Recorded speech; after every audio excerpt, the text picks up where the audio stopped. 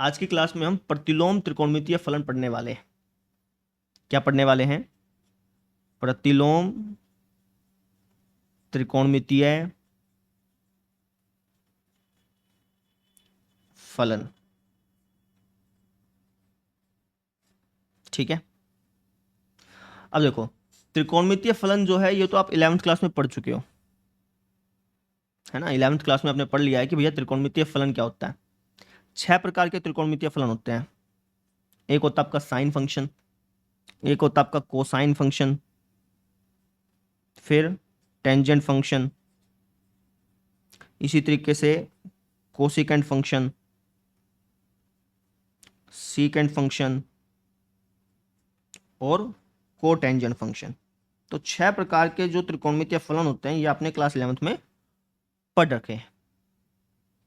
ठीक है, इनकी शॉर्ट फॉर्म क्या होती है? जो साइन फंक्शन होता है इसको हम शॉर्ट में कैसे लिखते हैं? शॉर्ट में हम इसको इस तरीके से लिखते हैं, SIN, इस तरीके से। ऐसे ही कोसाइन फंक्शन को शॉर्ट में कैसे लिखा जाता है? COS। टेंजेंट फंक्शन को इस तरीके से लिखा जाता है। कोसिकेंट फंक्शन को हम इस तरीके से लिखते हैं, सीकेंट फंक्शन को हम इस तरीके से लिखते हैं और कोटेंजेंट फंक्शन को हम इस तरीके से लिखते हैं। ये इनकी शॉर्ट फॉर्म है।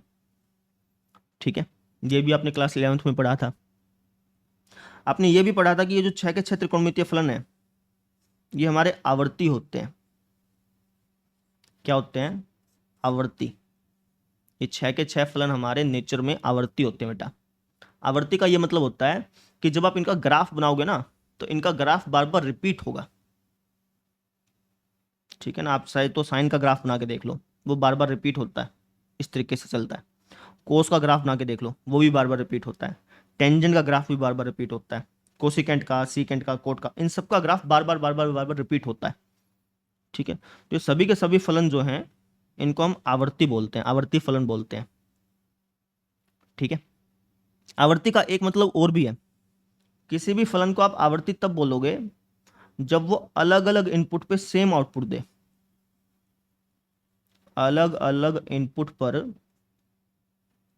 सेम आउटपुट आपको दे, तब भी आप उसको आवर्ती बोल सकते हो, है ना। ये जो फंक्शंस हैं आपके, ये सभी फंक्शंस अलग अलग इनपुट पे सेम आउटपुट देते हैं। कैसे सर जी? जैसे देखो, मैंने एक रियल नंबर का सेट ले लिया और ये भी रियल नंबर का सेट ले लिया।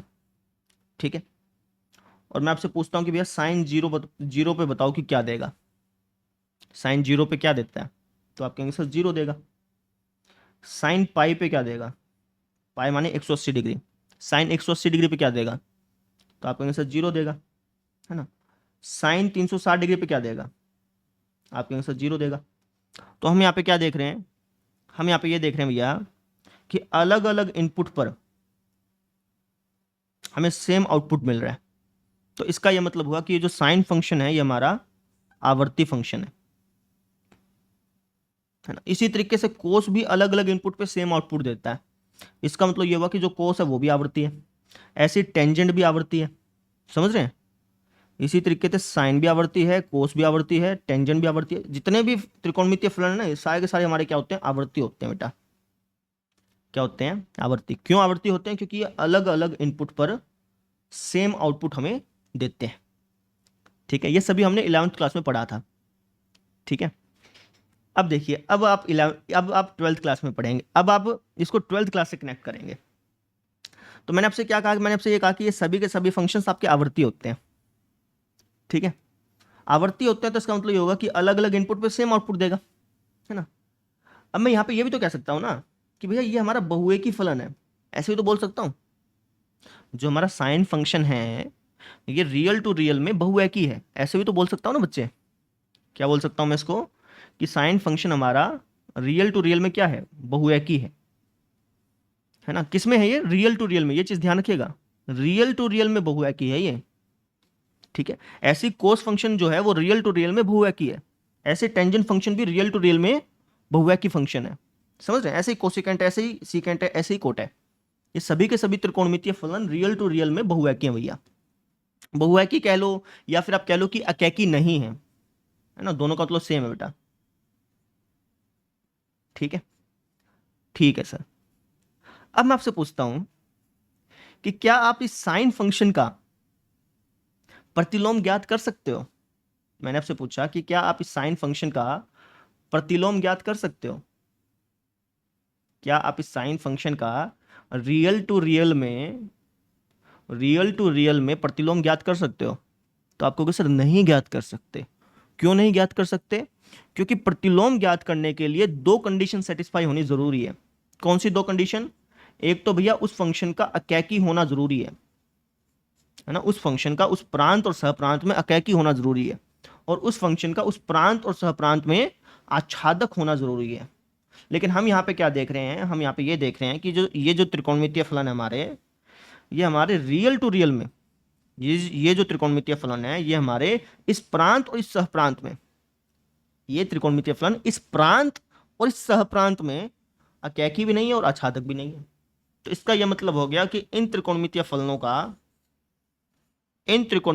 का आप रियल टू रियल में इस प्रांत और इस सहप्रांत में प्रतिलोम नहीं ज्ञात कर सकते हो। ठीक है ना? अगर प्रांत भी रियल नंबर का सेट है और सहप्रांत भी रियल नंबर का सेट है, तो आप साइन फंक्शन का भी प्रतिलोम नहीं ज्ञात कर सकते, ना ही कोस का ज्ञात कर सकते, ना ही टेंजेंट का ज्ञात कर सकते, ना ही कोसेकेंट का ज्ञात कर सकते, ना ही सेकेंड का ज्ञात कर सकते, ना ही कोट का ज्ञात कर सकते। ठीक है ना? इनका प्रतिलोम ज्ञात नहीं कर सकते। कब? अगर इसका प्रांत रियल नंबर का सेट है और सहप्रांत रियल नंबर का सेट है तब। ठीक है?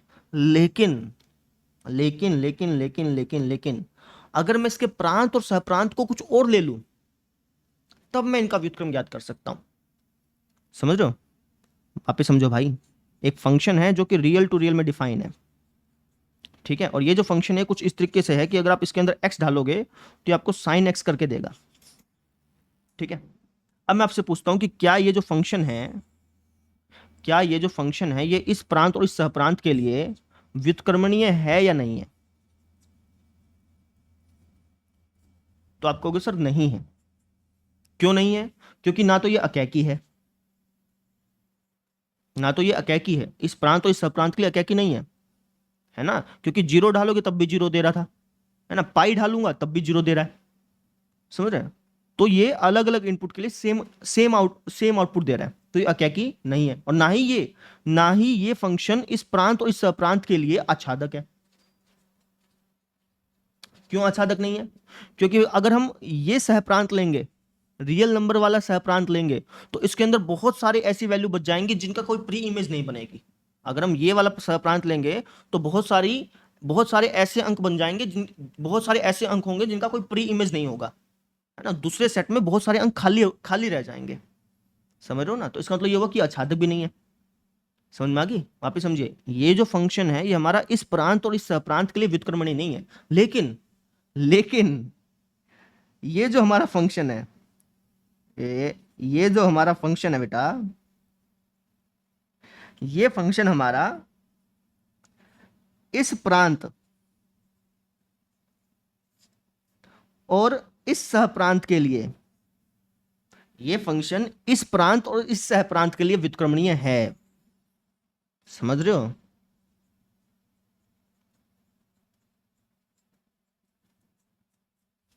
आई बात समझ में? ये फंक्शन इस प्रांत और इस सहप्रांत के लिए व्युत्क्रमणीय है जी। क्यों? क्योंकि अगर आप इसके बीच का कोई भी वैल्यू इसके अंदर ढालोगे ना, -90 से 90 के बीच का कोई भी वैल्यू अगर आप इसके अंदर पुट करोगे, कोई भी इनपुट अगर आप इसके अंदर ढालोगे, तो आपको जो कनेक्शन मिलेगा, आपको जो फलन मिलेगा बेसिकली, वो आपका अकैकी भी होगा और वो आपका आच्छादक भी होगा। आई बात समझ में? क्लियर हुआ? ये चीज मैं कहना चाह रहा हूं। तो हमने ये सीखा कि जो साइन एक्स फंक्शन है, ये जो हमारा साइन एक्स फंक्शन है, ये हमारा रियल टू रियल में व्युत्क्रमणीय नहीं है।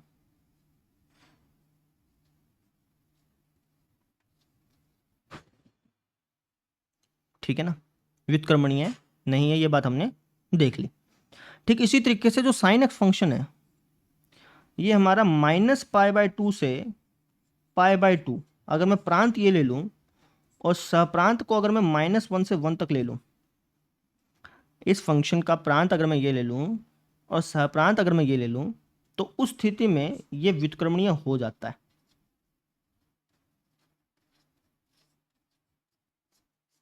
क्यों व्युत्क्रमणीय हो जाता है? क्योंकि प्रांत और सहप्रांत को अगर मैं ये ले लूं तब ये अकैकी भी हो जाता है और आच्छादक भी हो जाता है। और अगर कोई फंक्शन अकैकी और आच्छादक दोनों हो तो वो ऑटोमेटिकली व्युत्क्रमणीय हो जाता है। ठीक है ना? वापस समझो भाई, ये जो साइन फंक्शन है, अगर प्रांत इसका रियल नंबर का सेट ले लिया जाए और सहप्रांत रियल नंबर का सेट ले लिया जाए तो इस प्रांत और इस सहप्रांत में व्युत्क्रमणीय नहीं होता है ना? क्यों व्युत्क्रमणीय नहीं होता है? क्योंकि भैया इस प्रांत और इस सहप्रांत में ना तो ये अकैकी है और ना ही ये आच्छादक है। ठीक है ना? व्युत्क्रमणीय तभी होगा जब वो अकैकी भी हो और आच्छादक भी हो। अगर अकैकी और आच्छादक में से कोई एक भी नहीं है ना, तब वो व्युत्क्रमणीय नहीं है। समझ लो, मान लो आपने अकैकी चेक किया, अकैकी नहीं है, तो आपको आच्छादक चेक करने की जरूरत नहीं है। आप सिंपली कह दीजिए कि भैया अकैकी नहीं है तो भैया व्युत्क्रमणीय नहीं है। ठीक है ना? अगर कोई एक भी नहीं हुआ, मान लीजिए अकैकी नहीं हुआ, आच्छादक हो गया, तब भी वो व्युत्क्रमणीय नहीं कहलाएगा। है ना? मान लो कि अकैकी हो गया, आच्छादक नहीं हुआ, तब भी वो व्युत्क्रमणीय नहीं कहलाएगा। ठीक है? कोई भी फंक्शन व्युत्क्रमणीय तभी कहलाएगा जब वो दोनों हो, अकैकी भी हो और आच्छादक भी हो। अगर इनमें से एक भी नहीं है तो वो व्युत्क्रमणीय नहीं होता है। ठीक है? तो जो साइन फंक्शन है वो real to real sine function जो है, अगर इसका प्रांत रियल नंबर का सेट है और सहप्रांत रियल नंबर का सेट है तब ये व्युत्क्रमणीय नहीं है भैया। सिंपल सी बात है। लेकिन साइन फंक्शन का अगर प्रांत ये है, प्रांत अगर ये है और सहप्रांत अगर ये है, तब ये व्युत्क्रमणीय है। तब ये हमारा व्युत्क्रमणीय है। क्यों? क्योंकि इस प्रांत के लिए अकैकी हो जाता है और इस सहप्रांत के लिए आच्छादक हो जाता है। समझ में आ गई? इस प्रांत और सहप्रांत के लिए अकैकी और आच्छादक हो जाता है, इसलिए ये व्युत्क्रमणीय है। अब कहेंगे सर अकैकी और आच्छादक कैसे हो गया? अभी बता देते हैं तुमको। देखिए, मैंने अब की बार प्रांत क्या लिया है? मैंने अब की बार प्रांत लिया -π/2 से π/2। है ना? अगर मैं इस क्वेश्चन की बात करूं तो इस क्वेश्चन में प्रांत ये लिया है और सहप्रांत क्या लिया है? -1 से 1। तो इसका मतलब ये हुआ कि इस सेट के अंदर -π/2 से π/2 के बीच के अंक आएंगे और इस सेट के अंदर -1 से 1 के बीच के अंक आएंगे। यही तो मतलब हुआ। ठीक है सर। अब मैं आपसे वैल्यू पूछता हूँ, बताते जाना। है ना? मैंने आपसे पूछा कि साइन -90 डिग्री पे कितना होता है? साइन -90 डिग्री पे होता है -1। ठीक है भाई। साइन 90 डिग्री पे कितना होता है? 1। इसके बीच का कोई और वैल्यू ले लो, 0 ले लो। लेट्स से 0 पे कितना होता है? साइन 0 पे होता है 0। ठीक है? 45 ले लो, 45 कह लो या फिर π/4 कह लो, बात एक ही है। मैं रेडियन में लिख रहा हूँ। ठीक है ना? तो π/4 में कितना होगा? 1/√2। ठीक है? 60 डिग्री ले लो, वहाँ पर भी आपको अलग वैल्यू मिल जाएगी। कहने का मतलब ये है कि आप इस सेट के जो इनपुट देखेंगे ना, तो हर एक इनपुट का अपना एक अलग आउटपुट आपको देखने को मिलेगा। ठीक है ना? हर एक इनपुट का आपको अलग आउटपुट देखने को मिलेगा। तो इसका यह मतलब हो गया कि ये अकैकी तो है ना? अकैकी हमने चेक कर लिया। अब ये आच्छादक है या नहीं है, वो कैसे चेक करोगे? आच्छादक है या नहीं है उसको चेक करने के दो तरीके हैं। कौन से दो तरीके हैं सर? एक तरीका तो ये कि आप ये देख लें कि भाई इस सेट के अंदर कोई भी खाली ना हो।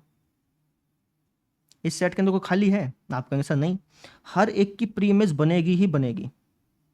-1 से 1 के बीच में जितने भी अंक हैं उन सबकी प्री इमेज बननी ही बननी है, 100% बनेगी। ठीक है? अब मान लीजिए कि -1 से 1 के बीच में कोई भी अंक ले लो, मान लो 0.343 इस तरीके से अंक ले लिया आपने, तो इसकी भी प्री इमेज आपको मिलेगी ही मिलेगी। 0.343 ये जो अंक है ना, ये भी किसी ना किसी साइन का वैल्यू ही होगा। हो सकता है कि साइन 1 डिग्री का वैल्यू हो, साइन 5 डिग्री का वैल्यू, किसी का भी वैल्यू पाएगा 100% पाएगा। कहने का मतलब ये है कि इस सेट के अंदर आपको कोई भी खाली नहीं मिलेगा। है ना? और इस सेट के अंदर कोई भी खाली नहीं है, तो इसका मतलब ये आच्छादक है। ठीक है? अब आच्छादक को चेक करने का दूसरा भी तरीका है। आच्छादक को चेक करने के लिए आप क्या कर लो, आप ये चेक कर लो कि क्या सहप्रांत और परिसर बराबर है या नहीं है ना? इस तरीके से भी चेक कर सकते हो आच्छादक को। तो ठीक है, सहप्रांत अगर परिसर के बराबर होता है तो वो आच्छादक कहलाता है, मैंने आपको बताया था। तो आप मुझे बताइए कि साइन एक्स का परिसर क्या होता है? साइन फंक्शन का परिसर क्या होता है? तो आपका आंसर, साइन फंक्शन का जो परिसर होता है वो होता है हमारा -1 से 1। साइन जो फंक्शन है उसका परिसर हमारा -1 से 1 होता है। और यहाँ पर मैंने सहप्रांत क्या लिया? -1 से 1 लिया। तो हम यहाँ पे क्या देख रहे हैं कि भैया इस प्रश्न में जो सहप्रांत और परिसर है वो बराबर है, और सहप्रांत और परिसर बराबर हो तो वो तो आच्छादक होता ही है भैया, है ना। तो आच्छादक चेक करने का एक छोटा तरीका भी हमें पता चल गया। आपको आच्छादक अगर चेक करना है तो आपको एरो डायग्राम बना करके चेक करने की जरूरत नहीं है, एरो डायग्राम बना करके चेक करोगे तो बहुत लंबा पड़ जाता है सिस्टम, है ना। लेकिन अगर आपको आच्छादक चेक करना है तो आप एरो डायग्राम मत बनाइए, आप सिंपली चेक कर लीजिए कि क्या सहप्रांत और परिसर बराबर है या नहीं है। ठीक है, तो हमने यहाँ पे क्या देखा कि भैया सहप्रांत और परिसर बराबर है, इसका जो परिसर है और ये जो सहप्रांत है ये बराबर है, तो आच्छादक तो अपने आप ही हो गया, है ना। अब अकैकी को चेक करने के लिए आपको एरो डायग्राम बनाना पड़ेगा। ठीक है, अकैकी को चेक करने के लिए भी आपके पास दो तरीके हैं, आप एरो डायग्राम से भी कर सकते हो, नहीं तो आप ग्राफ से भी कर सकते हो। ग्राफ से भी आप चेक कर सकते हो कि वो अकैकी है या नहीं है। वापिस समझो, वापिस से बताता हूँ। मैंने ये कहा कि जो साइन फंक्शन है अगर उसका प्रांत रियल नंबर का सेट है और सहप्रांत रियल नंबर का सेट है तो व्युत्क्रमणीय नहीं होता है। ठीक है, लेकिन अगर साइन फंक्शन में प्रांत ये है और सहप्रांत ये है तो ये व्युत्क्रमणीय होगा। आप कहेंगे सर व्युत्क्रमणीय क्यों होगा? क्योंकि इस प्रांत और इस सहप्रांत के लिए अकैकी भी है और आच्छादक भी है, इसलिए व्युत्क्रमणीय होगा। अब कहेंगे सर अकैकी और आच्छादक को चेक कैसे करेंगे? दो तरीके हैं, अकैकी को चेक करने के भी दो तरीके हैं, आच्छादक को भी चेक करने के दो तरीके हैं। अगर आपको अकैकी चेक करना है तो एक तो तरीका है कि आप एरो डायग्राम बना के चेक कर लें भाई, ठीक है, और एक तरीका और है, दूसरा तरीका क्या है कि आप ग्राफ से चेक कर लें। ग्राफ से कैसे चेक करता हूँ वो मैं अभी आपको बताता हूँ। ठीक है, ऐसे आच्छादक को चेक करने के भी दो तरीके हैं, एक तो तरीका ये कि आप एरो डायग्राम से चेक कर लें भाई, और दूसरा तरीका क्या है? दूसरा तरीका ये कि आप ये चेक कर लेंगे क्या सहप्रांत और परिसर बराबर है या नहीं, सहप्रांत और परिसर बराबर है या नहीं, ये चेक कर लें। समझे, अकैकी को चेक करने के दो मेथड हैं आपके पास, एरो डायग्राम और ग्राफ। आच्छादक को चेक करने के दो तरीके हैं आपके पास, एरो डायग्राम और ये वाला फॉर्मूला। समझ में आ गई? एरो डायग्राम से काम करने में बहुत समय लगता है और गलतियां भी हो सकती हैं, तो इसलिए अपन क्या करेंगे, ग्राफ से चेक कर लेंगे कि वो अकैकी है या नहीं है। समझ में आई मेरी बात? ये कहना चाह रहा हूँ। अब जैसे मान लीजिए कि मैं एक प्रश्न आपसे और पूछता हूँ,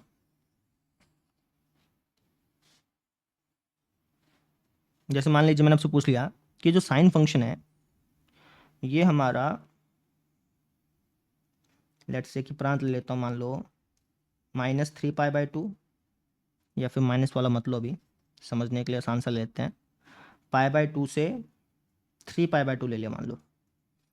ठीक है, ये प्रांत ले लिया और सहप्रांत ले लिया मैंने। ये मैंने आपसे पूछा कि ये जो साइन फंक्शन है ये इस प्रांत और इस सहप्रांत के लिए व्युत्क्रमणीय है या नहीं है, बताइए।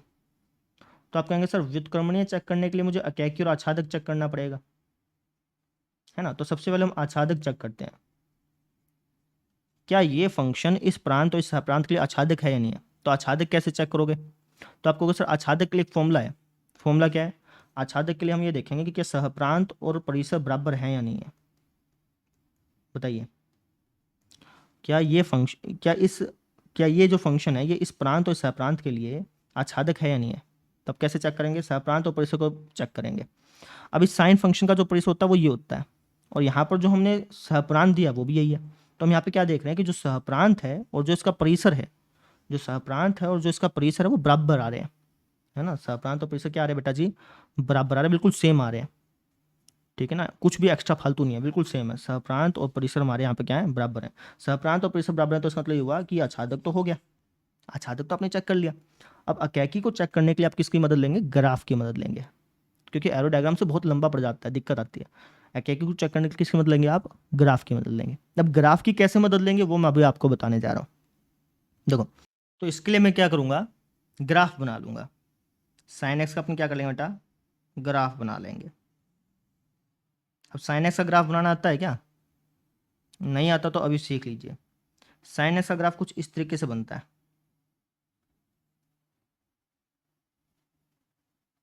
इस तरीके से।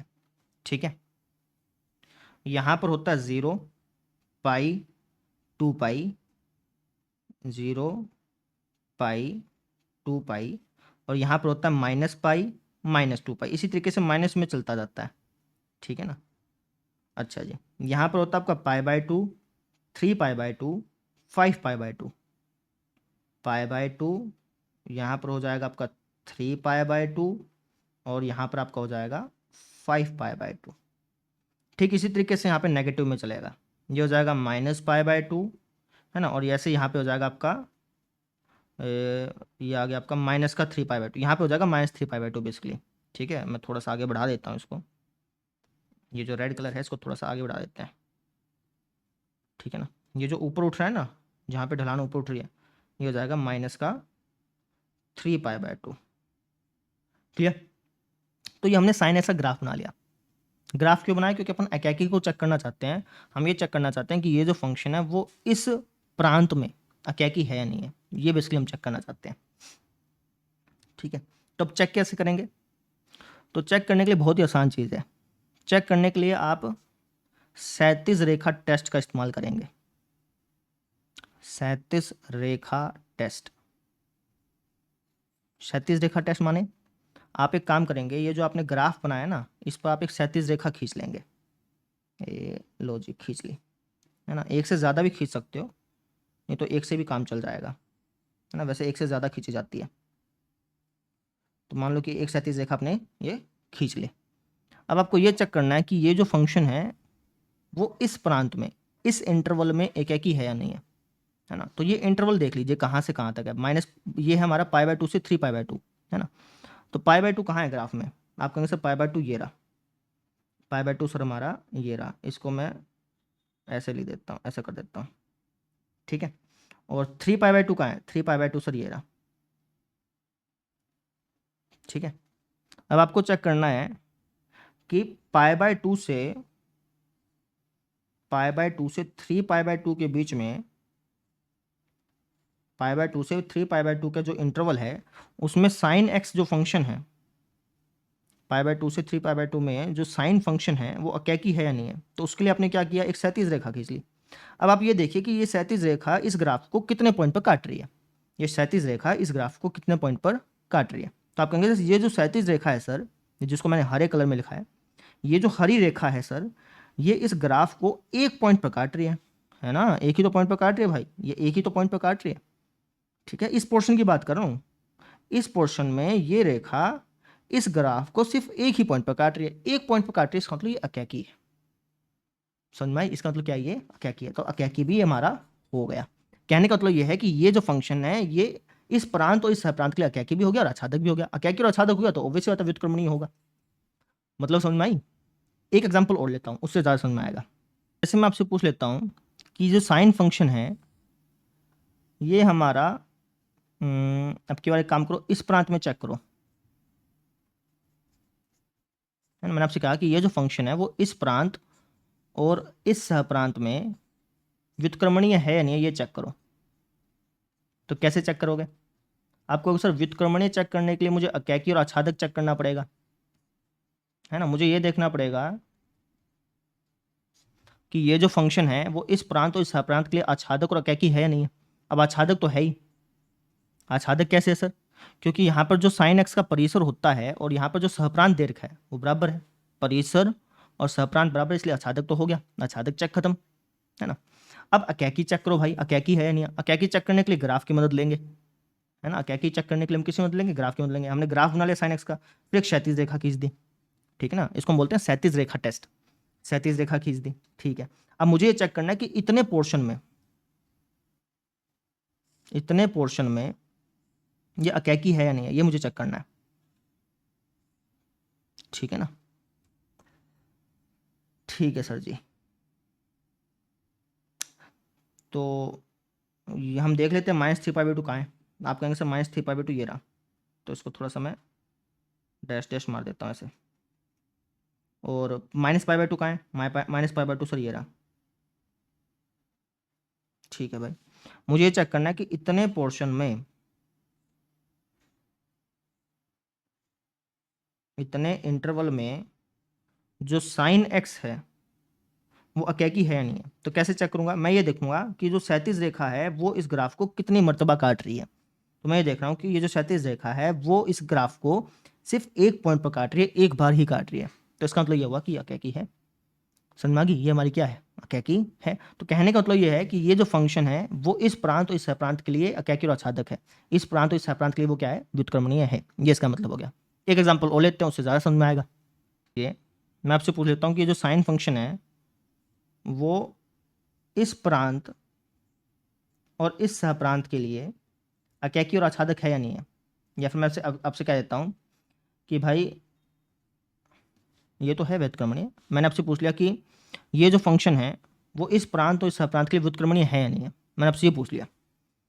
तो आप कैसे बताओगे? आपको उसे व्युत्क्रमणीय होने के लिए अकैकी भी होना पड़ेगा और छादक भी होना पड़ेगा। तो हम ये चेक करेंगे, ये जो फंक्शन है वो इस प्रांत और इस सहप्रांत के लिए अकैकी और अछादक है या नहीं है। तो अछादक तो है भाई। अछादक कैसे है? क्योंकि यहाँ पे परिसर और सहप्रांत बराबर है, इसलिए अछादक है ना। अभी अब चेक करेंगे कि अकैकी है नहीं है। अकैकी को चेक करने के लिए हम ग्राफ की मदद लेंगे और क्षैतिज रेखा टेस्ट का मदद लेंगे। तो हमने ग्राफ बना लिया और क्षैतिज रेखा ड्रॉ कर ली। ठीक है, अब मुझे कौन से पोर्शन में चेक करना है? पोर्शन पे फर्क पड़ता है। कौन से पोर्शन में चेक करना है? 0 से पाई में। तो 0 से पाई को मैं हाईलाइट कर देता हूँ। 0 से जो पाई वाला जो पाई है उस पोर्शन को मैं हाईलाइट कर देता हूँ। कर दिया भाई।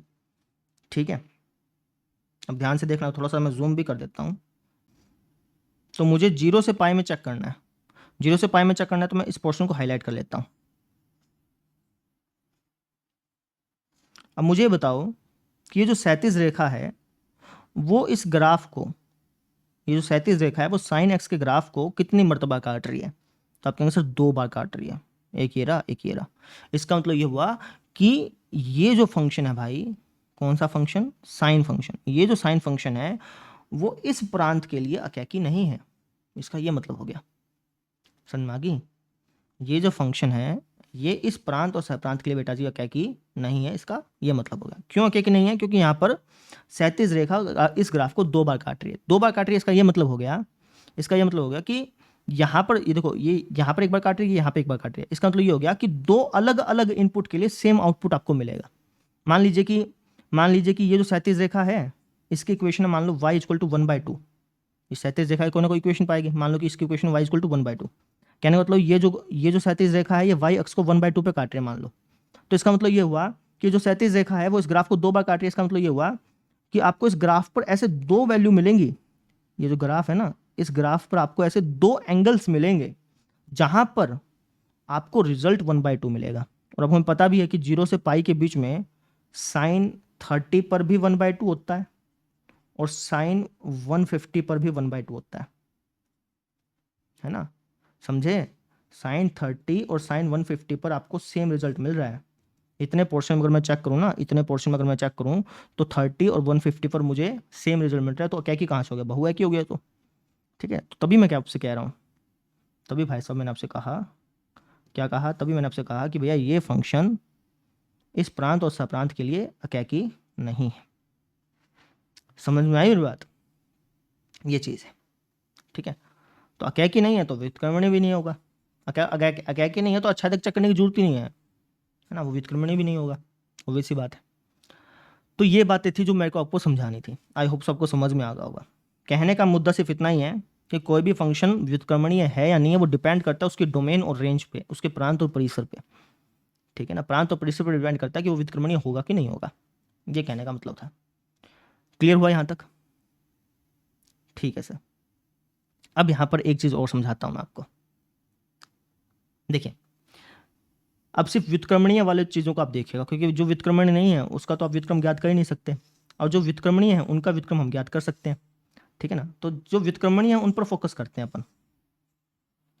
ठीक है, उनको मैं हाईलाइट कर देता हूँ ग्रीन हाईलाइटर से। जो व्युत्क्रमणीय हैं उनको अपने हाईलाइट कर दिया।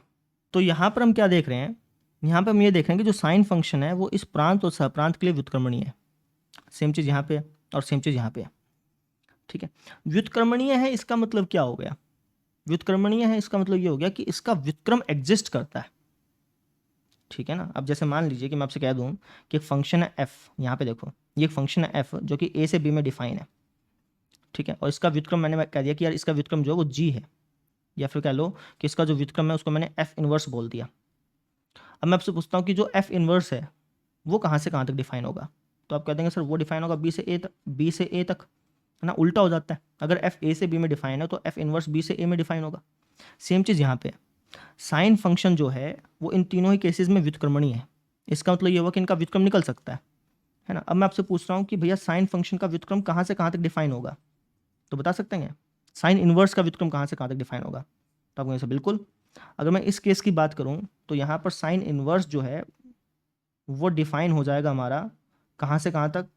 वो डिफाइन हो जाएगा सर हमारा -1,1 से -π/2 π/2 तक उल्टा हो जाएगा ना, ये कहना चाह रहा हूँ। सेम चीज़ इसके साथ है ना। यहाँ पर भी क्या हो जाएगा, साइन इनवर्स जो है, साइन का जो व्युत्क्रम है उसका प्रांत हो जाएगा -1, और सहप्रांत हो जाएगा π/2, 3π/2। उल्टा हो जाता है ना बेटा। अगर साइन फंक्शन यहाँ से यहाँ तक डिफाइन, अगर साइन फंक्शन में प्रांत ये है, सहप्रांत ये है, तो जब आप साइन इनवर्स ज्ञात करेंगे तो उसमें उल्टा हो जाएगा। जो इसका सहप्रांत है वो उसका प्रांत हो जाएगा, जो इसका प्रांत है वो उसका सहप्रांत हो जाएगा, उल्टा हो जाता है। वही चीज़ मैं यहाँ पे लिख रहा हूँ, ठीक है ना। सेम चीज़ इसके साथ है। यहाँ पर भी जो साइन इनवर्स है वो कहाँ से कहाँ तक डिफाइन हो जाएगा, -1 से 1 से लेकर के -3π/2, -π/2।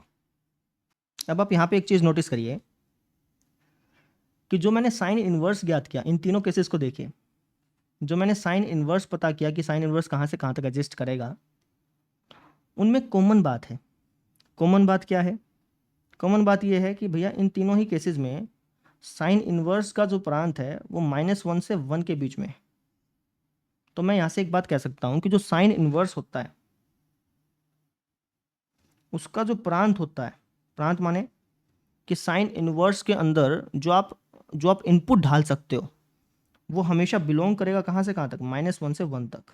-1 से 1 तक के बीच के ही अंक आप इनपुट के तौर पे ढाल सकते हो, ठीक है ना। कहने का मतलब ये हो गया, यहाँ से यही तो जानकारी मिली कि साइन इनवर्स का जो प्रांत होता है, प्रांत माने कि साइन इनवर्स x में जो आप x की वैल्यू ढाल सकते हो, प्रांत का मतलब क्या हो गया कि साइन इनवर्स x जो है उसमें जो x की वैल्यू आप ढाल सकते हो वो हमेशा -1 से 1 के बीच में ही बिलोंग कर रही होगी, इसका ये मतलब हो गया, ठीक है। अच्छा जी, दूसरी बात हम ये देख रहे हैं कि जो सहप्रांत है, साइन इनवर्स का सहप्रांत ये भी हो सकता है, ये भी हो सकता है, ये भी हो सकता है। कहने का मतलब जो साइन इनवर्स का रिजल्ट है वो यहाँ से भी आ सकता है, यहाँ से भी आ सकता है, और यहाँ से भी आ सकता है, ये इसका मतलब हो गया, ठीक है ना।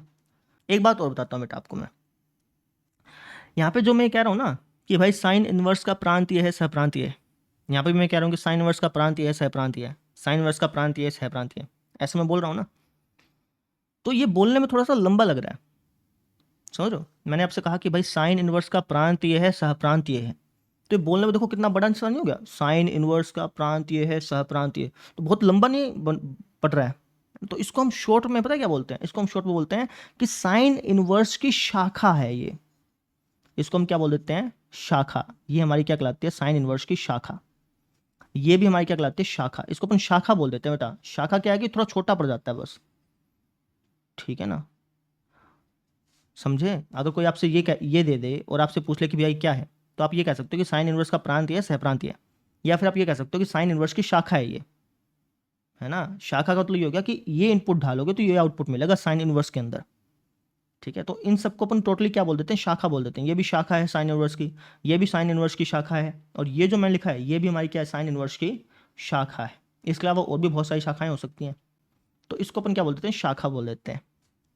क्लियर, ठीक है सर। एक बात और बताइए सर, ये जो शाखा है ना जिसमें प्रांत है -1 से 1 और सहप्रांत है π/2 से π/2, ये शाखा स्पेशल है। क्यों स्पेशल है सर, अभी बताएंगे। ये शाखा स्पेशल, और इस शाखा को हम बोलते हैं मुख्य शाखा। इसको हम क्या बोलते हैं, मुख्य शाखा। कई मुख्य मान शाखा भी बोल देते हैं, आपकी मर्जी है, ठीक है ना। साइन इनवर्स की बहुत सारी शाखाएं हैं जहां पर वो व्युत्क्रमणीय होता है, ठीक है।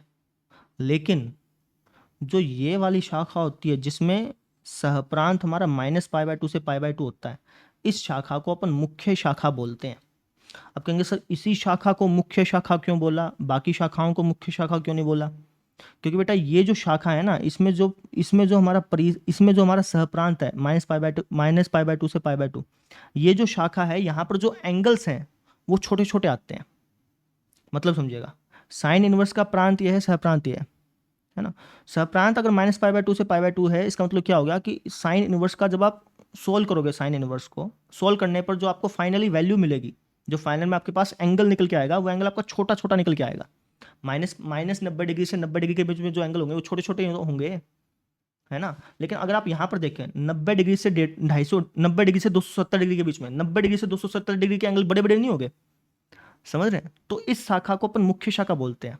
साइन इनवर्स में जो भी हम काम करते हैं वो मुख्य शाखा के हिसाब से करते हैं, समझे? इसलिए इस शाखा को मुख्य शाखा बोला गया, क्योंकि यहाँ पे एंगल जो जो आपका आंसर निकल के आ रहा है वो छोटा छोटा निकल के आ रहा है, इसलिए। अब जैसे मैं आपसे कह दूं कि लेट्स से साइन 45 डिग्री की वैल्यू बताओ, तो आप कहते हैं 1/√2, ऐसे कह दोगे ना, तुम तुरंत बता दोगे, है ना? या फिर मैं आपसे कह दूं, ध्यान से समझना, मैंने आपसे कह दिया कि साइन इनवर्स 1/√2 बताओ। साइन इनवर्स 1/√2 का मतलब क्या है कि साइन इनवर्स के अंदर आपने इनपुट क्या डाला, -1 से 1 के बीच में डाला, ठीक है? तो साइन इनवर्स आपको रिजल्ट क्या देगा? आपको एंगल्स के रूप में रिजल्ट देगा, है ना? तो साइन इनवर्स 1/√2 क्या हो जाएगा? साइन इनवर्स 1/√2 का मतलब ये है कि भैया साइन साइन की टेबल में 1/√2 कौन से एंगल पे आता है? आप कहेंगे सर 45 डिग्री पे भी आता है, 135 डिग्री पे भी आता है ना? लेकिन हम आंसर क्या लिखेंगे? हम हमेशा आंसर लिखेंगे 45 डिग्री, 135 डिग्री नहीं लिखेंगे। क्यों? क्योंकि हम हमेशा मुख्य शाखा में काम करेंगे, ठीक है ना? साइन इनवर्स 1/√2 45 डिग्री भी होता है और 135 डिग्री भी होता है, दोनों ठीक है, ये भी है और ये भी ठीक है, दोनों ठीक है भैया। लेकिन इनमें से छोटा एंगल कौन सा है? आपके पास छोटा एंगल है 45 डिग्री, है ना? अब मैं आपसे कह दूं कि साइन 45 डिग्री की वैल्यू बताओ, तो आप तुरंत बता दो 1/√2। लेकिन मैं आपसे कह दूं साइन 135 डिग्री की वैल्यू बताओ, तो आपको थोड़ा सा सोचना पड़ेगा, समझ रहे हैं? जो छोटे छोटे एंगल्स होते हैं ना, उस पर काम करना आसान होता है। इसलिए मैथमेटिशियंस ने क्या कहा? मैथमेटिशियंस ने यह कहा कि भैया हम -π/2 से π/2 का जो इंटरवल है उसको हम मुख्य शाखा के अंतर्गत लेंगे। समझ में आई मेरी बात? ये चीज़ मैं आपसे कहना चाह रहा हूँ। क्लियर हुई मेरी बात? ठीक है, अच्छा जी। तो मैंने अभी तक आपको क्या क्या बताया? मैंने आपको ये बताया कि जो साइन फंक्शन होता है वो आपका रियल टू रियल में व्युत्क्रमणीय नहीं होता,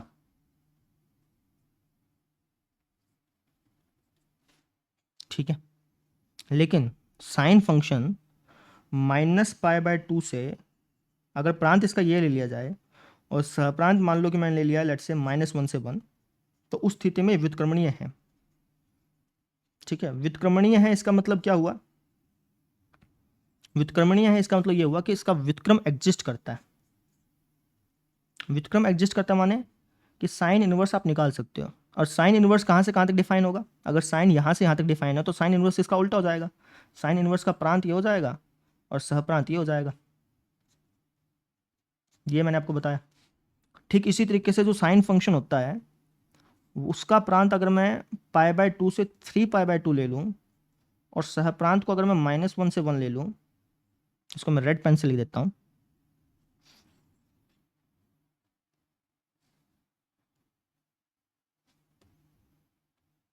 ठीक है? प्रांत को अगर मैं ये ले लूँ और सहप्रांत को ये ले लूँ, तब भी ये व्युत्क्रमणीय होगा। व्युत्क्रमणीय होगा इसका मतलब क्या है कि साइन इनवर्स एग्जिस्ट करेगा। अब साइन इनवर्स कहाँ से कहाँ तक एग्जिस्ट करेगा? उल्टा हो जाएगा सर ये, है ना? ये हो जाएगा -1 से 1, ठीक है? -1, 1 से लेकर के π/2, 3π/2। ये बात मैंने आपको बताई। ठीक इसी तरीके से अगर साइन फंक्शन में प्रांत को हम ले लें लेट से 3π/2 से 5π/2, ये प्रांत ले लें और सहप्रांत ले लें -1 से 1, तब उस स्थिति में भी साइन फंक्शन हमारा व्युत्क्रमणीय होता है, ठीक है? व्युत्क्रमणीय होता है इसका मतलब क्या? इसका व्युत्क्रम एग्जिस्ट करता है। अब साइन फंक्शन अगर यहाँ से यहाँ तक एग्जिस्ट करता है तो साइन इनवर्स इसका उल्टा हो जाएगा, साइन इनवर्स जो है वो यहाँ से यहाँ तक एग्जिस्ट करेगा। ये चीज़ मैंने आपको बताई। और क्या बताया मैंने आपको? और मैंने आपको ये बताया कि इसको हम साइन इनवर्स की शाखा बोलते हैं, ठीक है ना? ये जो हम बोल रहे हैं ना कि साइन इनवर्स का प्रांत ये है, सहप्रांत ये है, ये जो हम ऐसा बोल रहे हैं, इसको हम शॉर्ट में बोल सकते हैं कि ये साइन इनवर्स की शाखा है। सेम चीज़ यहाँ पे, ये भी साइन इनवर्स की शाखा है, ठीक है? ये भी साइन इनवर्स की शाखा है। ये सभी के सभी साइन इनवर्स की क्या है बेटा जी? शाखाएं हैं, हिस्से हैं, टुकड़े हैं। अगर आप साइन इनवर्स का ग्राफ देखेंगे ना, अभी मैं ग्राफ बनाना सिखाऊंगा, तो उसके ये टुकड़े हैं, आप ऐसे कह सकते हैं, ठीक है? ये सभी के सभी हमारे क्या हैं? साइन इनवर्स की शाखाएं हैं। लेकिन ये जो शाखा है ये खास है, ये शाखा आपकी क्या है? खास है। मैथमेटिशियंस ने इसको एक स्पेशल नाम दिया है। क्या नाम दिया है? मुख्य शाखा। मैथमेटिशियन ने बोला कि भैया शाखा तो सारी हैं, लेकिन ये भाई साहब जो हैं ये मुख्य शाखा है। समझ में आ गई? अगर कोई आपसे बोल दे कि भाई साइन इनवर्स की मुख्य शाखा क्या है, तो आप कहेंगे सर साइन इनवर्स की जो मुख्य शाखा है उसमें प्रांत ये होता है, सहप्रांत ये होता है। समझ में आ गई मेरी बात? क्लियर है? तो ये बातें मैंने आपको बताई, है ना? साइन का ग्राफ बनाना भी मैंने सिखा दिया, एक एक ही कैसे चेक करते हैं वो भी मैंने सिखा दिया ग्राफ से, है ना। अब एक छोटा सा टॉपिक रह गया जिसको मुझे बताना है, और उसके बाद फिर हम क्वेश्चन आंसर स्टार्ट करेंगे। वो छोटा सा टॉपिक है साइन इनवर्स का ग्राफ। साइन इनवर्स का ग्राफ वो मैं आपको बनाना सिखा देता हूँ। तो हेडिंग ढालिए, हेडिंग ढालिए आप, साइन इनवर्स फंक्शन का ग्राफ। साइन इनवर्स फंक्शन का ग्राफ कैसे बनाते हैं वो समझिए। तो सबसे पहले हम साइन फंक्शन का ग्राफ बनाएंगे। साइन फंक्शन का ग्राफ आपको बनाना आता है ना। तो एक बार फटाफट से बना लेते हैं। तो ये हमने साइन फंक्शन का ग्राफ बना लिया। किसका ग्राफ है? साइन फंक्शन का ग्राफ है, ठीक है। मुझे ग्राफ बनाना है साइन इनवर्स फंक्शन का। साइन इनवर्स फंक्शन का ग्राफ बनाने के लिए सबसे पहले साइन फंक्शन का ग्राफ बना लीजिए, जो कि मैंने बना लिया। अब आप क्या करिए कि ये जो साइन फंक्शन का ग्राफ है ना, इसको आप 90 डिग्री ऐसे एंटी क्लॉकवाइज रोटेट कर दीजिए। साइन फंक्शन के ग्राफ को 90 डिग्री एंटी क्लॉकवाइज रोटेट कर दीजिए। कर देते हैं। तो मैंने इस साइन फंक्शन के ग्राफ को 90 डिग्री एंटी क्लॉकवाइज रोटेट कर दिया। समझो, ये ऐसे था, इसको मैंने पकड़ करके ऐसे घुमा दिया 90 डिग्री, तो ये कुछ ऐसा बन गया, ये कुछ ऐसा बन गया। अब क्या करना है? अब इस ग्राफ को 180 डिग्री घुमा दीजिए। 180 डिग्री मतलब, 180 डिग्री का मतलब बताता हूँ। जैसे आप मेरे हाथ को देखिए, है ना, आप ये समझिए कि ये साइन फंक्शन का ग्राफ है, ठीक है। अब मुझे 180 डिग्री घुमाना है ना, तो इसका मतलब ये है कि ऐसे कर दो। समझो, ये अंगूठा इस तरफ था, 180 डिग्री घुमाने के बाद यहां पर आ गया। तो सेम चीज इसके साथ करो, ठीक है। जैसे ये गोला यहां पर है ना, तो 180 डिग्री के बाद 180 डिग्री घुमाओगे ना, तो ये गोला यहां पर नहीं होगा, ये गोला यहां पर बन जाएगा। ऐसे करके दिखाता हूं आपको मैं। ये देखिए, ये मैंने इस ग्राफ को 180 डिग्री घुमा दिया। 180 डिग्री घुमाने की वजह से क्या हुआ कि जो गोला यहां पर बन रहा था ना, वो गोला अब यहां पे बन रहा है। सेम चीज यहां पे ये गोला बन रहा था, यहां पर ऐसे गोला बन गया। समझो, पलट दिया 180 डिग्री। ये जो आपका ग्राफ बना है, ये ग्राफ बना आपका साइन इनवर्स रिलेशन का। अब कहें सर साइन इनवर्स रिलेशन का ग्राफ मतलब? बेटा ये साइन इनवर्स फंक्शन नहीं है, साइन इनवर्स रिलेशन का ग्राफ बना भाई, ठीक है ना। साइन इनवर्स फंक्शन का तो बनाऊंगा, अभी बना नहीं है, अभी ये साइन इनवर्स रिलेशन है। आप कहेंगे सर साइन इनवर्स फंक्शन क्यों नहीं बोल रहे हो इसको? साइन इनवर्स फंक्शन इसलिए नहीं बोल रहा हूं क्योंकि ये फंक्शन की परिभाषा को संतुष्ट नहीं कर रहा है। ये जो ग्राफ है फंक्शन की परिभाषा को संतुष्ट नहीं कर रहा है। फंक्शन की परिभाषा क्या कहती थी? फंक्शन की परिभाषा ये कहती थी कि एक बच्चे के एक से ज्यादा बाप नहीं हो सकते, है ना। एक बच्चे का केवल एक बाप होगा, ये फंक्शन की परिभाषा कहती थी, है ना। फंक्शन की परिभाषा कहती थी कि भाई बहुत सारे बच्चों का एक बाप हो सकता है, लेकिन एक बच्चे के बहुत सारे बाप नहीं हो सकते। लेकिन ये परिभाषा, ये ग्राफ उस परिभाषा को संतुष्ट नहीं कर रहा है। कैसे सर जी? अभी दिखा देते हैं तुमको। जैसे अगर आप इस जीरो पर देखें, है ना, तो इस जीरो इनपुट पर हमें क्या क्या आउटपुट मिल रहे हैं? समझो, साइन इनवर्स के अंदर अगर मैं जीरो डाल देता हूं, तो साइन इनवर्स जीरो का मतलब क्या हो गया? साइन इनवर्स जीरो का मतलब ये हो गया ना कि भाई जीरो कहां कहां आ रहा है। साइन इनवर्स के ग्राफ में जीरो का क्या क्या आउटपुट आ रहा है, ठीक है। तो जीरो का क्या क्या आउटपुट आ रहा है? आप कहेंगे सर साइन इनवर्स जीरो जो है वो हमें पाई भी रिटर्न कर रहा है, 2 पाई भी रिटर्न कर रहा है, पाई भी रिटर्न कर रहा है, 2 पाई भी रिटर्न कर रहा है, और हमें वो माइनस पाई भी रिटर्न कर रहा है। इसी तरीके से और नीचे चलते जाएंगे तो -2 पाई भी रिटर्न करेगा, है ना। ऐसे चलता जा रहा है। तो हम यहाँ पे क्या देख रहे हैं कि एक इनपुट के बहुत सारे आउटपुट आ रहे हैं, या फिर मैं कह सकता हूं कि एक बच्चे के बहुत सारे बाप हैं। लेकिन क्या ऐसा संभव है? फंक्शन की परिभाषा क्या कहती थी? फंक्शन की परिभाषा कहती थी कि भैया बहुत सारे बच्चों का एक बाप हो सकता है, लेकिन एक बच्चे के बहुत सारे बाप नहीं हो सकते। लेकिन यहां पर तो परिभाषा उल्टी पड़ गई ना। इस ग्राफ में ये जो ग्राफ है ये फंक्शन की परिभाषा को संतुष्ट नहीं कर रहा है, इसलिए मैं इस ग्राफ को साइन इनवर्स फंक्शन नहीं बोल रहा हूं, मैं इसको साइन इनवर्स रिलेशन बोल रहा हूं, क्योंकि फंक्शन है ही नहीं अब ये ग्राफ, ठीक है। अब साइन इनवर्स फंक्शन कैसे बनाओगे वो समझ लो, बहुत ही आसान है। साइन इनवर्स फंक्शन बनाने के लिए, इस ग्राफ को साइन इनवर्स फंक्शन बनाने के लिए आप इस ग्राफ को रेस्ट्रिक्ट कर दो। रेस्ट्रिक्ट माने इसके ऊपर सीमा लगा दो, लिमिट लगा दो एक। कहां से कहां तक की सर जी? इसके ऊपर -π/2 से π/2 तक की लिमिट लगा दो। अगर आप इस ग्राफ पर -π/2 से π/2 की लिमिट लगा देते हो, वहां तक प्रतिबंधित कर देते हो, तब ये जो ग्राफ बनेगा वो फंक्शन कहलाएगा। कैसे? अभी दिखा देते हैं। माइनस पाई बाय टू कहाँ है, पहले तो मुझे ये बताओ। आपका answer minus pi by two है सर जी हमारा, ये रहा, और पाई बाय टू ये रहा। तो इसको मैं काम करता हूँ, हाईलाइट कर लेता हूँ थोड़ा सा, ताकि मैं जब मिटाऊँ ना तो मुझे दिक्कत ना आए। लो भाई थोड़ा सा नीचे हो जाए यार, लो भाई,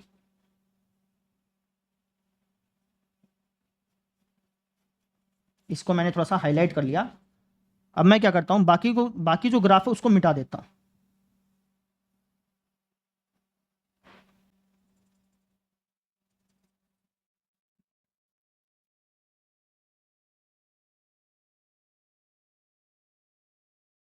ठीक है, ठीक है सर।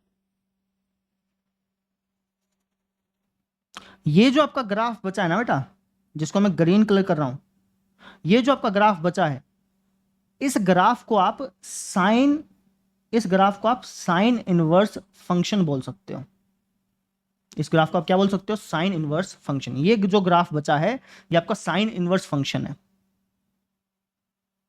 समझ में आई, कुछ चीजें समझ में आई क्या? आप कहेंगे सर आपने इसको माइनस पाई बाय टू और पाई बाय टू के बीच में क्यों लिमिटेड किया? क्योंकि जब हम इनवर्स निकालना सीख रहे थे इससे पहले, तो वहां पे हमने देखा था कि साइन फंक्शन व्युत्क्रमणीय तभी होगा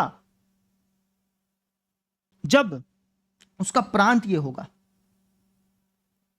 है ना, हमने देखा था ना। अगर आपको ध्यान नहीं है तो मैं दिखा भी देता हूं भाई। ये देखिए, यहां पे हमने देखा तो था कि साइन फंक्शन का प्रांत अगर माइनस पाई बाय टू से पाई बाय टू है तभी वो व्युत्क्रमणीय हो रहा था। ठीक है ना, समझ रहे हो? और मैंने यहां पे लिखवाया भी था कि साइन इनवर्स तभी एग्जिस्ट करेगा, साइन इनवर्स तभी एग्जिस्ट करेगा जब उसका परिसर माइनस पाई बाय टू से पाई बाय टू होगा। ये चीज मैंने आपको बताई थी ना। तो इसलिए मैंने इस ग्राफ को यहां पर लिमिटेड किया। आप चाहें तो इस ग्राफ को यहां पर लिमिटेड ना करके, आप चाहें तो इस ग्राफ को यहां पर भी लिमिटेड कर सकते थे, यहां पर भी लिमिटेड कर सकते थे, और वो जो ग्राफ बनता वो भी हमारा साइन इनवर्स फंक्शन का ग्राफ बनता। ठीक है ना, यहां पर भी आप लिमिटेड कर देते तो भी उस ग्राफ को आप साइन इनवर्स फंक्शन का ग्राफ बोलते। ठीक है, लेकिन जो हमारी मुख्य शाखा है उसमें जो हमारा साइन इनवर्स का परिसर है वो ये है। ठीक है, तो कहीं पर भी अगर आप साइन इनवर्स की वैल्यू निकालेंगे ना तो हमेशा हम इसका यूज कर रहे होंगे। ठीक है ना, समझ में आ गई? तो साइन इनवर्स फंक्शन का ग्राफ जो है वो कुछ ऐसा बनता है। क्लियर हुआ, समझ में आई मेरी बात? ये चीज है क्लियर, सारी बातें समझ में आ गई? अच्छा जी, अब एक छोटी सी बात और है, उसको भी मैं आपको बता देता हूं। अगर मैं साइन फंक्शन का ग्राफ और साइन इनवर्स फंक्शन का ग्राफ, अगर मैं साइन फंक्शन का ग्राफ और साइन इनवर्स फंक्शन का ग्राफ एक साथ बना देता हूं, एक ही तल पे बना देता हूं, तो वहां पे आपको एक कमाल की चीज देखने को मिलेगी। कैसे, अभी बता देते हैं। जैसे मान लीजिए कि मैं साइन फंक्शन का ग्राफ बनाता हूं, ठीक है, छोटा ही बनाऊंगा, ऐसा ही बना दिया मैंने, ठीक है, इतना ही बना दिया, और इसी तल पर मैं साइन इनवर्स फंक्शन का ग्राफ बनाता हूं। तो साइन इनवर्स फंक्शन का जो ग्राफ बनेगा वो हमारा कुछ, जब आप बनाएंगे ना तो आप पाएंगे कि वो जो ग्राफ है वो कुछ आपका इस तरीके से बन रहा पाएगा।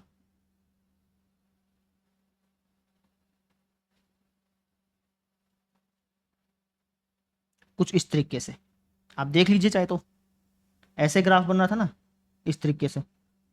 साइन फंक्शन का ग्राफ कुछ इस तरीके से बन रहा था, साइन इनवर्स फंक्शन का ग्राफ कुछ इस तरीके से बन रहा है। तो मैंने क्या किया, इन दोनों ग्राफ को एक ही तल पे बना दिया। ये जो ब्लैक वाला देख रहे हैं आप, ये किसका ग्राफ है, साइन फंक्शन का ग्राफ है, और जो ग्रीन वाला देख रहे हैं आप वो हमारे किसका ग्राफ है, साइन इनवर्स फंक्शन का ग्राफ है। ठीक है, अब कमाल की चीज क्या है बताएं? कमाल की चीज ये है कि ये दोनों ग्राफ y बराबर x के सापेक्ष सममित हैं। ये जो मैंने यहां पे डैश डैश करके लाइन बनाई है, इस लाइन की इक्वेशन होती है y बराबर x। और अगर आप इस लाइन के सापेक्ष इन दोनों ग्राफ को देखेंगे ना तो ये दोनों ग्राफ एक दूसरे के सममित होंगे। सममित माने कि एक दूसरे की मिरर इमेज होंगे। अगर मैं इसको शीशा मान लूं, इसको शीशा मानते हुए इस काले रंग की लाइन जो है इसकी इमेज पता करना चाहूं, इसको शीशा मानते हुए इस काले रंग की लाइन का इमेज पता करना चाहूँ तो वो इमेज जो है वो हरे रंग की लाइन ही आएगी। मतलब एक दूसरे के ये सम्मित हैं। अगर मैं इसको फोल्ड करूंगा ना तो ये एक दूसरे के ऊपर आ जाएंगे, कहने का मतलब ये। ठीक है, जो इनवर्स फंक्शंस होते हैं ना बेटा, कोई भी दो फंक्शन अगर इनवर्स हैं एक दूसरे के, तो जब आप उनका ग्राफ बनाओगे तो वो ग्राफ हमेशा y बराबर x के सापेक्ष सम्मित होगा। ठीक है ना, कोई भी दो फंक्शन अगर एक दूसरे के इनवर्स हैं तो जब आप उनका ग्राफ बनाओगे y बराबर x के सापेक्ष, तो जब वो ग्राफ बनेगा ना वो एक दूसरे का सम्मित होगा। ये चीज आप ध्यान रखिएगा। क्लियर हो गया? समझ में आ गई? आगे देखो, तो नोट डाल करके कुछ बातें लिख लीजिए, उसके बाद आज का लेक्चर कंप्लीट हो जाएगा। लिखवाइए सर जी। तो पहली बात कि भाई साइन इनवर्स एक्स, इसका ये मतलब कभी भी नहीं होता कि भैया साइन एक्स की पावर -1 कर रखी है। ये मतलब कभी भी नहीं होता। साइन इनवर्स एक्स अलग चीज है, साइन एक्स की पावर -1 अलग चीज है। ये चीज आप ध्यान रखिए। ठीक है, कई बच्चे क्या करते हैं, साइन इनवर्स एक्स को ऐसा समझ लेते हैं, लेकिन ये ऐसा नहीं होता है। समझ में आई मेरी बात? साइन इनवर्स एक्स का मतलब है साइन एक्स का व्युत्क्रम। ठीक है, और साइन एक्स की पावर -1 का मतलब ये है कि 1/sin x। ठीक है ना, तो ये वाली चीज और ये वाली चीज सेम नहीं है, समझे? तो इसलिए आप इसको ध्यान रखें कि भैया साइन इनवर्स एक्स और साइन एक्स की पावर -1 दोनों अलग अलग चीजें हैं। पहली बात। दूसरी बात, यदि दो एंगल हैं θ1 और θ2, और मान लीजिए कि θ1 θ2 से छोटा है, θ1 θ2 से क्या है, छोटा है, तो साइन θ1 भी साइन θ2 से छोटा होगा। किसके लिए? For all θ1 θ2 belongs to -π/2, π/2। ठीक है, -π/2 और π/2 के बीच में आप कोई भी दो एंगल ले लो, -π/2 और π/2 के बीच में आप कोई भी दो एंगल ले लो, आपको हमेशा यही रिलेशन देखने को मिलेगा। कैसे? एग्जांपल से बताते हैं। कोई दो एंगल ले लो -π/2 और π/2 के बीच में।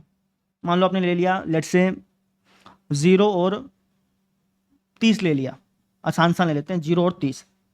ठीक है, अब मुझे बताओ कि 0 डिग्री 30 डिग्री से छोटा है कि नहीं है? आपके अनुसार बिल्कुल है। तो अगर ये एंगल इस एंगल से छोटा है तो पक्की बात है कि इस एंगल का जो साइन होगा वो इस एंगल के साइन से छोटा ही होगा। ये पक्की बात है 100%। आप चाहे तो चेक कर लो, साइन 0 डिग्री 0 होता है और साइन 30 डिग्री क्या होता है 1/2। 0 1/2 से छोटा है कि नहीं है? बिल्कुल है सर जी। तो यही चीज मैंने यहां पे लिखी है कि इस इंटरवल में कोई भी दो एंगल आप ले लीजिए, अगर एक एंगल दूसरे एंगल से छोटा है तो उन दोनों का साइन लेने पर भी आपको वो सिंबल सेम टू सेम ही मिलेगा। अगर ये एंगल इस एंगल से छोटा है तो इस एंगल का साइन भी इस एंगल के साइन से छोटा ही होगा। ये बात मैं आपको कहना चाह रहा हूं। क्लियर? ठीक इसी तरीके से यदि x1 छोटा है x2 से, कोई दो नंबर ले लिए, ये नंबर इस नंबर से छोटा है, ये नंबर इस नंबर से छोटा है, तो इसका इनवर्स भी इसके इनवर्स से छोटा होगा। 100% बात है। ठीक है ना, पक्की 100% पक्की बात है। For all x1 x2 belongs to -1, 1। आप -1, 1 के इंटरवल में से कोई भी दो अंक ले लीजिए, है ना, कोई भी दो अंक ले लीजिए। अगर पहला अंक दूसरे अंक से छोटा है ना तो उन दोनों का इनवर्स लोगे ना, तब भी वही सिंबल लगेगा। जो सिंबल यहां पे है वही सिंबल यहां पे लगेगा। एग्जांपल से भी बता देता हूं तुमको।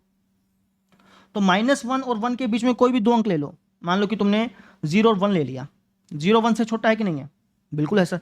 तो 0 1 से छोटा है तो ये पक्की बात है कि जो साइन इनवर्स 0 की जो वैल्यू होगी ना, वो भी पक्की बात है साइन इनवर्स 1 से छोटी ही पाएगी। 100% छोटी पाएगी, गारंटीड छोटी पाएगी। चेक कर लो चाहे तुम।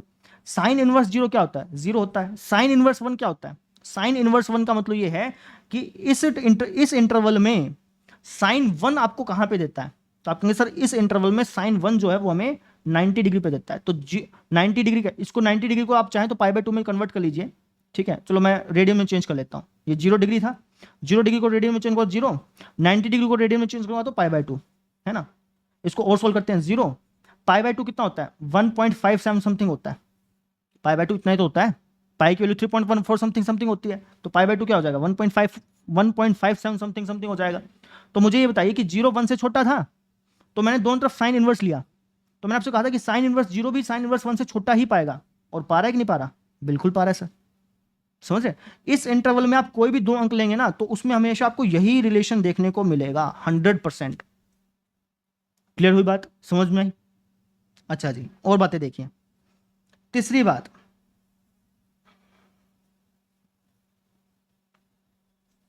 तीसरी बात यह है कि जो साइन इनवर्स है उसका प्रांत हमेशा हम -1 से 1 मानेंगे, और उसका सहप्रांत हमेशा हम क्या मानेंगे बताइए? उसका सहप्रांत हमेशा हम -π/2 से π/2 मानेंगे। ठीक है, अब आप में से कई बच्चे कह देंगे सर सहप्रांत तो इसके अलावा और भी हो सकता है, सहप्रांत तो हमारा π/2 से 3π/2 भी हो सकता है, क्योंकि इस इंटरवल पे भी साइन का इनवर्स एग्जिस्ट करता है, तो ये भी हो सकता है। बेटा हो सकता है, लेकिन हम इसको मानेंगे नहीं। समझ में आ गई? हम हमेशा मुख्य शाखा को लेकर चलेंगे। समझ में आ गई? जो हम काम करेंगे, जो हम क्वेश्चंस का सोल्यूशन निकालेंगे, वो हम हमेशा इस इंटरवल के बीच का ही निकालेंगे। ये चीज़ आप अपने दिमाग में ढाल लीजिए। तभी जो मैंने ग्राफ बनाया, उस ग्राफ में मैंने इसी इंटरवल को लिया -π/2 से π/2, क्योंकि हम हमेशा काम ही इसी पे करेंगे, बाकी इंटरवल्स पे काम नहीं करेंगे। ठीक है ना? बाकी इंटरवल्स पे अगर आप आंसर निकालते हो तो कोई गलत नहीं मानेगा, लेकिन हाँ, हम हमेशा जो अपना आंसर निकालेंगे, जो हमेशा हम साइन इनवर्स का आंसर निकालेंगे ना, वो हम हमेशा इसी इंटरवल के बीच का निकालेंगे। समझ में आ गई? क्लियर है? बस हो गया आपका। तो आज के लेक्चर में हमने क्या क्या सीखा उसके ऊपर मैं फटाफट से रिकैप करवा देता हूं, और उसके बाद आज का लेक्चर पैक करते हैं। तो हेडिंग डाल लो आप, रिकैप। तो आज सबसे पहले हमने बात ये पढ़ी कि जो साइन फंक्शन है, जो हमारा साइन फंक्शन है, वो रियल टू रियल में व्युत्क्रमणीय नहीं होता। ये बात हमने सबसे पहले पढ़ी।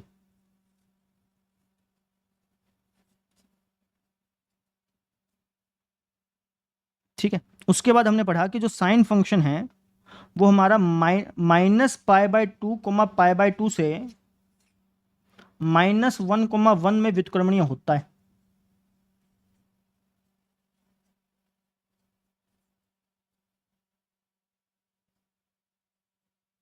ठीक है, ठीक है सर। व्युत्क्रमणीय होता है, इसका मतलब ये है कि इसका इनवर्स एग्जिस्ट करेगा, और जो इसका इनवर्स होगा वो कहां से कहां तक डिफाइन होगा? उल्टा हो जाएगा सर। वो हमारा -1 से -π/2 π/2 में डिफाइन होगा। ठीक है,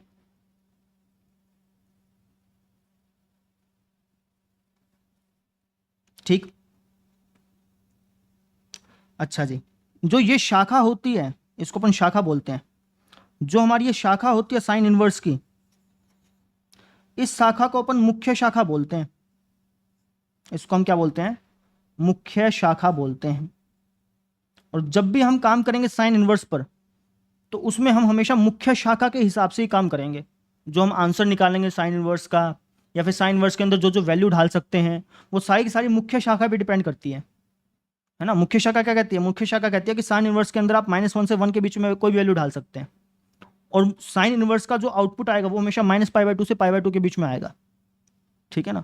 तो जब भी हम क्वेश्चन को सोल्व करेंगे तो हम इसी मुख्य शाखा के हिसाब से करेंगे।